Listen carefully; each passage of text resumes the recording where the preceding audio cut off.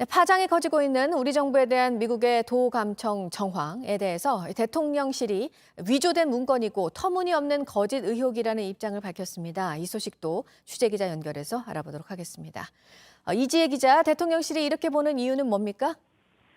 대통령실은 현재 용산 대통령실 청사가 군사시설이기 때문에 과거 청와대보다 훨씬 강화된 도청 방지 시스템을 구축하고 있다고 밝혔습니다.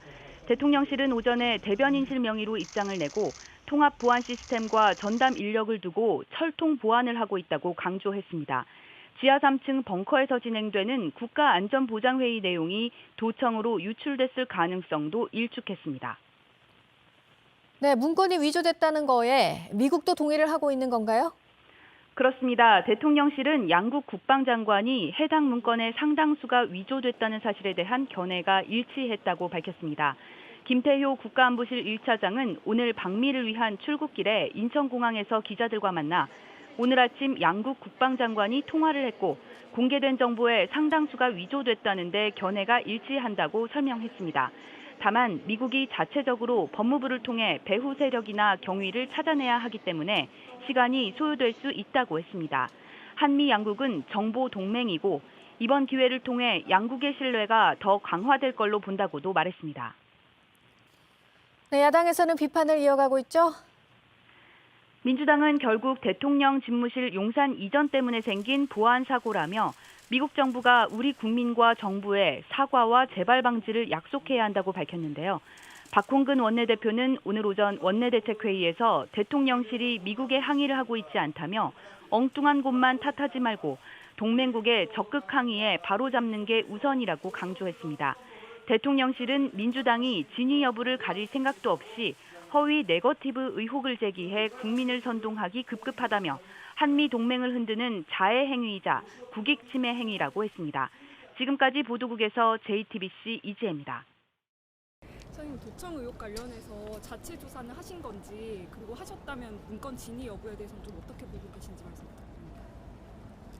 이 문제가 이제 알려진 이후에 우리도 내부적으로 좀 평가를 해봤고 미국도 여태까지 자체 조사를 했을 텐데 오늘 아침에 또 양국 국방장관께서 통화를 하셨고 양국의 견해가 일치합니다. 공개된 정보의 상당수가 위조되었다. 거기에 대해서 평가가 일치하고 다만 이제 미국은 본국의 문제니까 법무부를 통해서 경위 그리고 배후 세력을 찾아내기 시작할 것이고 시간이 좀 걸릴 것이고요. 따라서 한미 간에는 일단 지금 평가가 일치한다 이렇게 보시면 되겠습니다. 그리고 이제 양국이 정보 동맹이니까 정보 영역에서 중요한 문제에 대해서 긴밀하게 지금 함께 정보 활동을 펴고 있습니다. 따라서 이번 일을 계기로 좀 더 신뢰를 굳건히 하고 또 양국이 함께 협력하는 시스템을 강화할 생각입니다. 조작됐다고 보시는 게 평가가 일치하는 거면 이번 일에 대해서 미국 측에 우리 정부는 어떤 입장을 좀 전달하실 계획이세요? 할 게 없죠. 왜냐하면 누군가가 위조를 한 거니까. 따라서 자체 조사가 좀 시간이 걸릴 거고요. 그리고 제 방미의 목적은 이게 아닙니다. 작년에 5월에 취임 직후에 양국 정상이 이제 글로벌 포괄적 전략 동맹에 대해서 비전을 발표했으니까 1년 동안 꾸준히 양국의 동맹을 어떻게 실천적으로 발전해 나갈지 각 분야에 대해서 같이 고민을 해왔고 이번에 이제 우리 윤 대통령님의 국빈 방문을 계기로 작년 5월에 합의한 내용이 좀 더 액션, 행동으로 발전시켜 나가면서 미래로 어떻게 각 분야에서 협력할 수 있을지 성과가 잘 만들어지도록 마지막 마무리를 잘 하고 오도록 하겠습니다.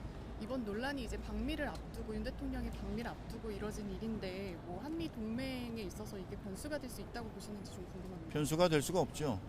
미국이 세계 최강의 정보국이고 양국이 지금 취임 이후로 11개월 동안 거의 모든 영역에서 정보를 공유해왔고 또 중요한 정보 활동을 함께하고 있기 때문에 그러한 미국의 능력과 역량을 우리가 함께 업고 활동한다는 것은 큰 자산이고 이번 기회에 양국의 신뢰가 더 강화될 것으로 생각합니다.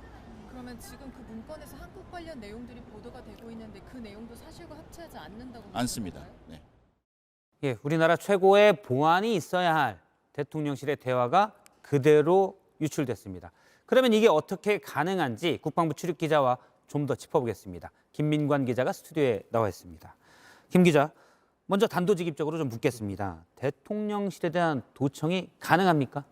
네, 제가 복수의 군 관계자 그리고 정보당국 관계자에게 취재해서 종합해 보니 도청은 가능하다. 이것에 무게를 두고 분석했습니다. 예. 크게 세 가지 가능성을 설명했는데 먼저 이 김성한 전 안보실장 등의 대화 내용을 방한해서 직접 도청했을 가능성, 그리고 두 번째로 통화 내용을 도청했을 가능성, 마지막으로 이 텔레그램 등 메신저를 해킹했을 가능성, 이렇게 세 가지 시나리오를 설명했습니다. 예. 만약 대화를 직접 들었다면 이 대통령실 안에 도청 장치가 설치되어 있다, 이런 분석이 나오는 건데, 일단 대통령실은 상시적으로 보안 점검을 실시하고 있고 이 도청 방지 장치도 갖추고 있다, 이렇게 설명했습니다. 일단 대화를 직접 들었을 가능성부터 짚어보도록 하죠. 지금 말을 들으면 도청 장치, 그러니까 우리가 보던 뭐 테이블 밑에 도청 장치, 이런 거는 아닐 거라는 거죠. 점검을 하니까. 그런데 특수 장비를 통해서 밖에서도 회의실을 도청할 수도 있다, 이런 얘기도 있던데요. 네, 그렇습니다. 이 영화에서 자주 나오는 방식이죠. 예. 이 바깥에서, 건물 바깥에서 첨단 도청 장치를 이용해서 음성 신호를 잡아내는 방식인데요. 네, 이 같은 지적, 주파수 차이로 음성을 분석하는 건가요? 그렇습니다. 예. 이 같은 건 물리적 거리에 상당히 큰 영향을 받게 되는데, 이 대통령실이 청와대에서 용산으로 이전하면서 미군 기지 바로 옆에 붙어 있지 않습니까? 때문에 미군 기지에서 도청이 가능한 것 아니냐, 이런 지적은 계속해서 제기돼 왔습니다. 예. 실제로 국회 국방위원으로 활동했던 이 김종대 전 의원은 이 미군 기지 안에 정보분석센터가 있기 때문에 이곳에서 도청이 이루어졌을 가능성이 있다, 이런 주장을 내놨습니다. 일단 가능성에 대해서 김 의원이 주장한 거고요. 이에 대한 대통령실의 입장은 뭔가요? 네, 대통령실은 용산이 보안에 더 취약한 것 아니냐, 이런 지적에 대해서 예. 오히려 청와대보다 보안과 안전이 더 탄탄해졌다, 이런 설명을 내놨습니다. 예. 다만 구체적인 근거를 제시하진 않았습니다. 일단 용산 이전 때문에 취약하다는 주장에 대해서는 그런 건 아니다라는 입장이고요. 지금까지 검토한 건 회의실 같은 데서 그냥 도청을 한 거고, 전화를 도청한다, 그런 건 어떻게 이루어진 겁니까? 일단 우선 대통령실 근무자들은 이 도청 방지 장치가 달린 비화폰을 사용하는 게 일반적입니다. 때문에 김 전 안보실장 등이 비화폰을 사용하지 않아서 통화 내용이 그대로 유출된 것 아니냐, 이런 분석도 나오고 있는데요. 하지만 이 전문가들 취재를 종합해 보면 설사 비화폰을 사용했다 하더라도 도청은 가능하다, 이런 의견을 공통적으로 내놨습니다. 그건 어떻게 가능한 겁니까? 네, 일단 미 국방부 산하에 있는 이 NSA, 이 국가안보국은 에셜론이라는 종합정보 분석 시스템을 운영하고 있는 것으로 에셜론이요? 예, 알려져 있습니다. 이 에셜론이 뭐냐 하면 위성을 이용한 첩보 수집, 그리고 바다 및 해저 케이블의 도감청, 그리고 컴퓨터를 이용한 해킹 등 그야말로 이 바다, 땅, 하늘 가리지 않고 전방위적으로 첩보를 수집하는 이런 분석 시스템입니다. 모든 통신선을 지나는 신호들을 다 도청해서 예. 그걸 정보 분석해서 만든다는 거죠? 예, 그렇습니다. 예. 그렇기 때문에 설사 비화폰을 사용했다 하더라도 에셜론의 이 분석망을 피해가기는 어려울 것이다, 이런 분석이 나오는 겁니다. 앞서 이제 텔레그램 메시지가 유출됐을 가능성, 그런 것도 제기했는데 그건 뭔가요? 이 정보당국 관계자의 분석인데, 이 대화 유출된 내용에 집중해야 된다, 이런 분석을 내놨습니다.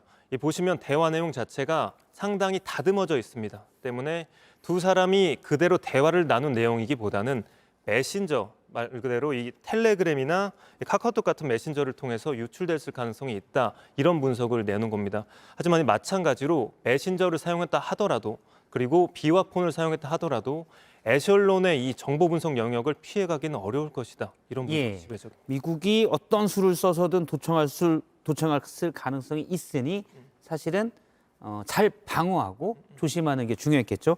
알겠습니다. 김민관 기자였습니다. 수고했습니다.